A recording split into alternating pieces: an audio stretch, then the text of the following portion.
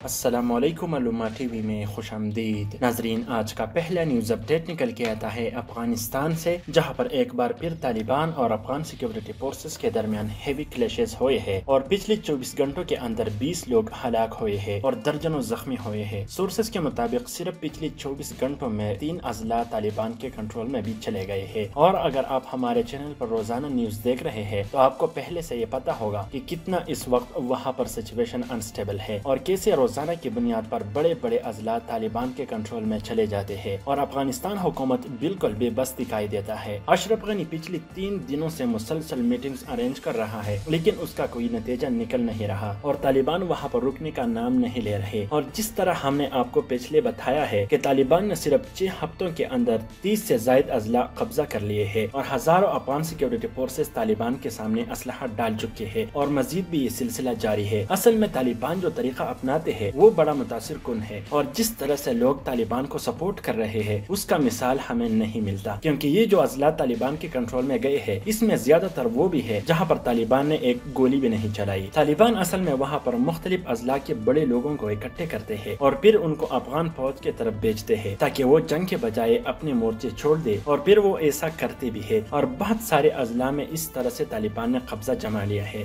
سریپول کی صبح سے لا میکرز نے پارلیمنٹ میں کہا ہے کہ صرف پچھلی ہفتے کے اندر 4 اضلاع طالبان کے کنٹرول میں چلے گئے ہیں، اور اس وقت پوری صوبے میں حکومت کے پاس صرف ایک سینٹر موجود ہے، باقی سارے طالبان کے کنٹرول میں چلے گئے ہیں۔ بہت سارے لوگ ان علاقوں سے کہہ رہے ہیں کہ ہمارے سیکیورٹی کا کچھ پتہ نہیں ہوتا، اور جن علاقوں پر طالبان کا کنٹرول ہے اس سے آگے بھی وہ تیزی سے بڑھ رہے ہیں۔ افغانستان کے وزارت دفاع نے کہا ہے کہ سیکیورٹی فورسز یہ سچویشن چینج کریں گے اور ماحول ایسا وہاں نہیں رہے گا۔ اس نے مزید بتایا کہ ہم افغانستان میں سیکیورٹی فورسز کو ان علاقوں میں تعینات کریں گے جہاں پر طالبان کی طرف سے زیادہ چانسز ہے کہ وہ حملے کر دے، اور یہ سیکیورٹی فورسز طالبان کو وہاں پر روکیں گے۔ ناظرین، طالبان کو یہ روک نہیں سکتے، اب یہ کھل کر سامنے آ چکا ہے، لیکن کچھ دنوں کے اندر افغانستان میں بڑی تبدیلیاں آنے والی ہیں اور طالبان بڑے شہروں کی طرف اپنا رخ کر لیں گے، لیکن ابھی کے لیے طالبان اور افغان سیکیورٹی فورسز کے درمیان سخت مقابلے جاری ہے، اور اگر یہ جنگ اس طرح جاری رہا تو یہ ہو سکتا ہے کہ اشرف غنی کی طرف سے طالبان کے لیے کوئی خاص پیغام آئے، ورنہ اب یہ بات بالکل صاف ہے کہ اگر غیر ملکی مداخلت نہ ہو تو کابل خود طالبان کی جولی میں آ کے گرے۔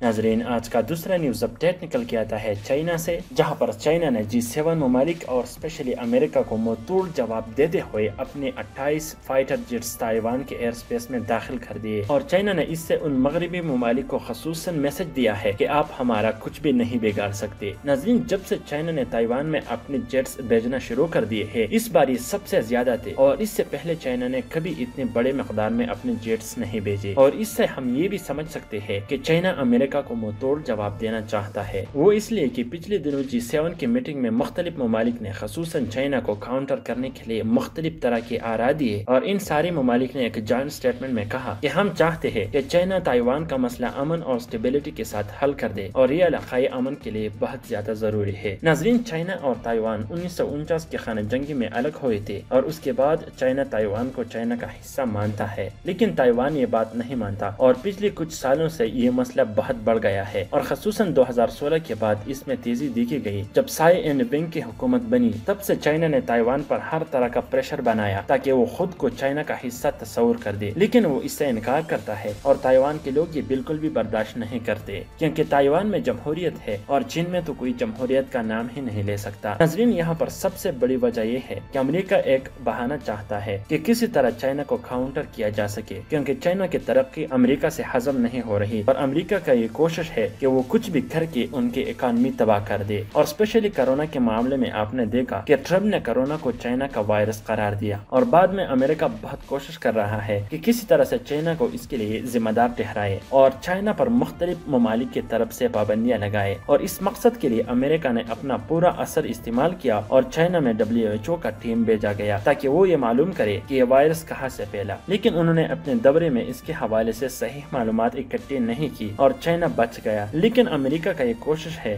वरना फिर चाइना इनके हाथ से निकल जाएगा और अमेरिका के लिए ये एक बहुत बड़ा चैलेंज बन जाएगा और ये अमेरिका किसी भी हाल में नहीं होने देना चाहता। और इसके अलावा भी अमेरिका हमेशा चाइना को उइगुर मुसलमानों की नस्लकुशी पर तनकीद करता है कि चाइना ने लाखों मुसलमानों को कैंप्स में रखे हुए है और वो इन्हें बुनियादी इंसानी हकूक भी नहीं देते।